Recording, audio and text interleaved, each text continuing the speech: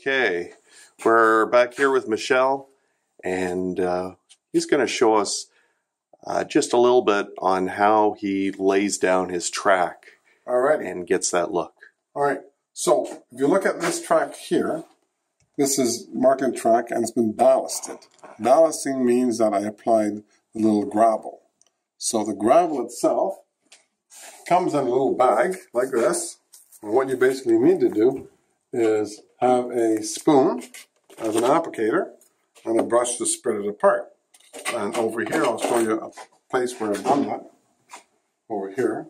So what you basically do is you take this ballast like this and you pour this down, let's say over here.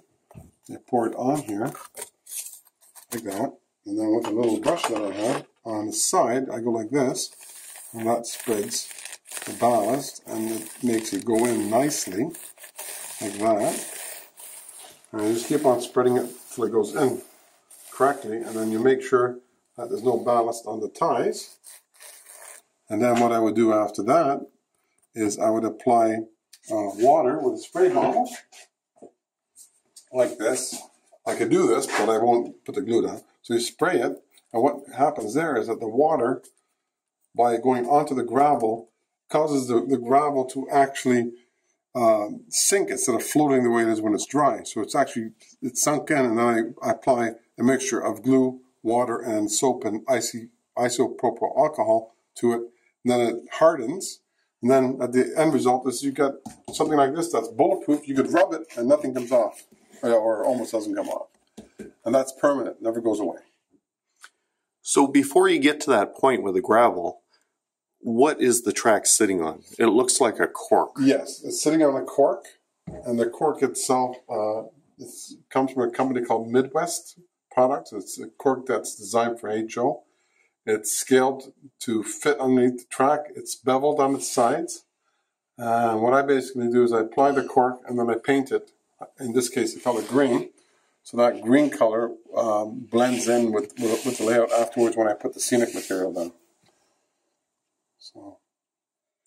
And how do you keep all the stones that you put on from getting glued to the track? Right. So for example, here, you'll notice I sprayed it with water.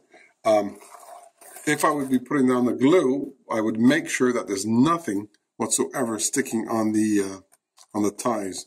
But it's impossible to have all the stones not sticking on the ties. So once it is dry, and you'll see these pieces that are there, I use either a dental pick, which I have here, and then you would knock off the little stones like that.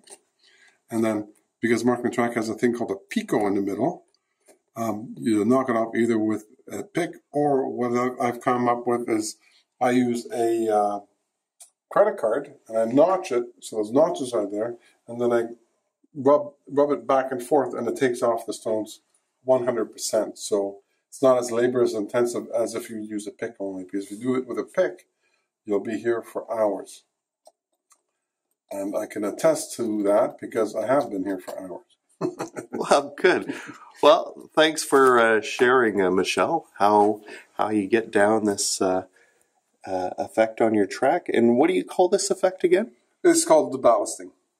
Ballasting the track. So the next stage after the ballast is completed, like you'll notice on this track here where my hand is, the ballasting is done, but it's still not realistic looking. So what still has to be done is the side of the tracks have to be weathered a brown rusty color. And then once that is done, I'll lightly spray a dark black coat of like a Indian ink paint, just to weather it so it looks like it's been used and worn out. So what you're seeing right now is stage number 1 of the 3-stage process.